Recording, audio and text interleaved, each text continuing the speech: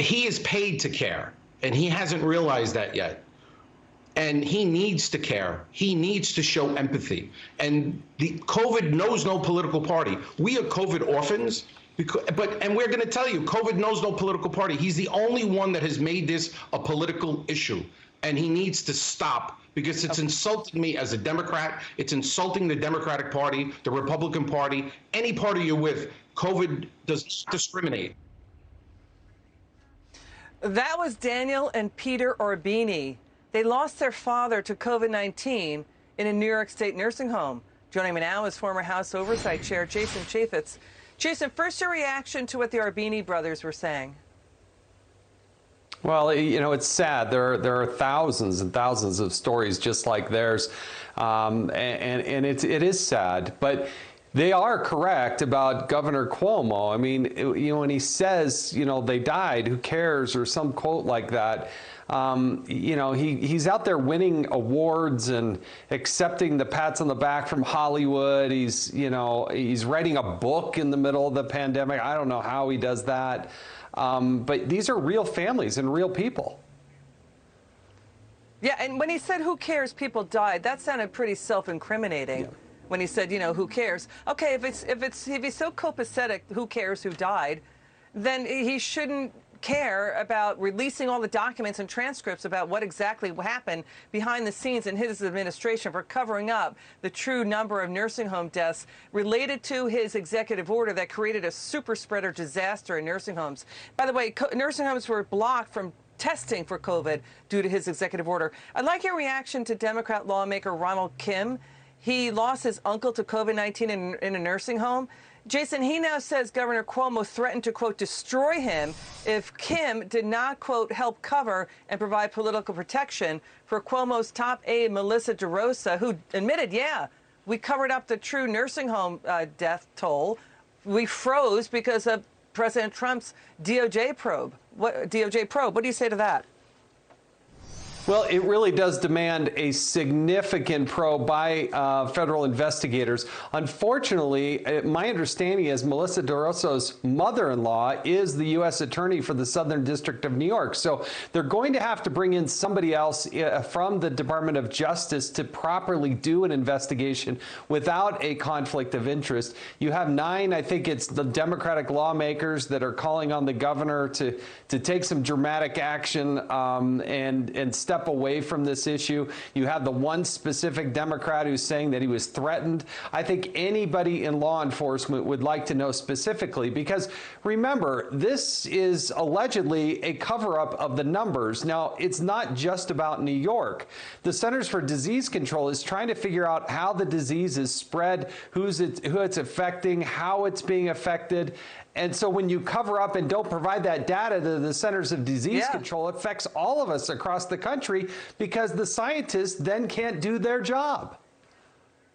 That's an important point that you just made. You know, and you wonder if the Biden administration, if the DOJ there would do a probe, because of what you pointed out, Melissa DeRosa's mother-in-law is the U.S. Attorney for the Southern District of New York.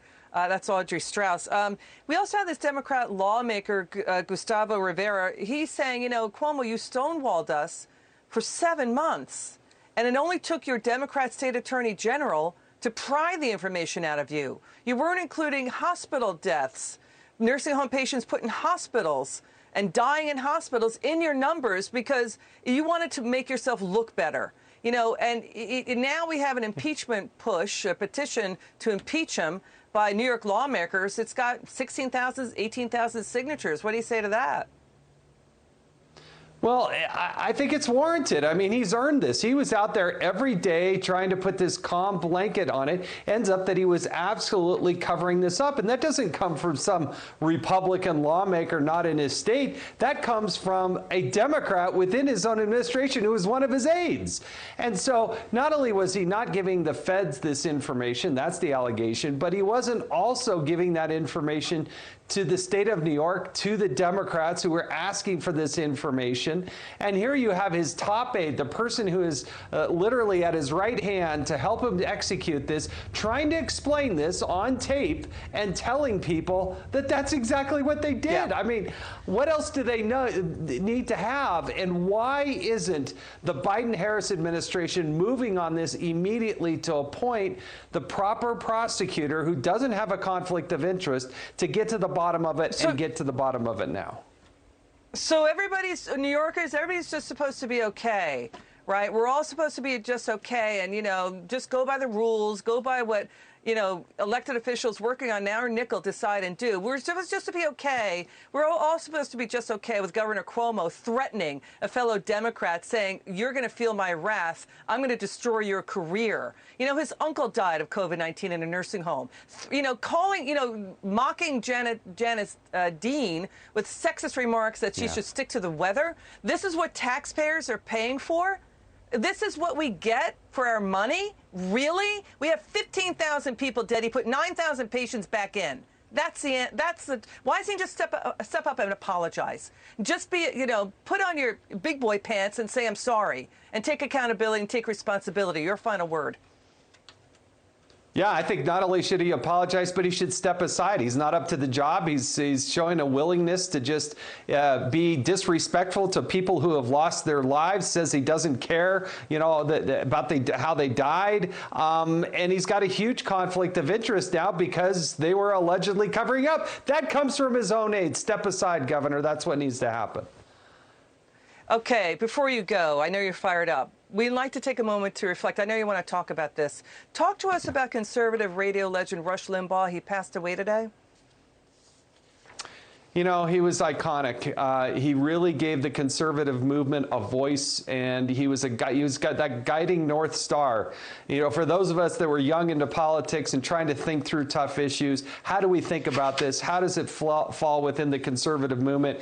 Rush would give voice to that. I had a neat moment with him at the State of the Union. I got to go there as a former member of Congress. He was up there accepting that award and that recognition from the president, and I got to kind of exchange a little bit with him, and I tell you, I always remember him.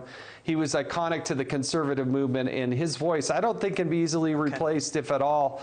But gosh, we're going to miss him. God bless him and his family. All right, Jason Chaffetz, thanks for joining us. It's good to have you on. Come back soon.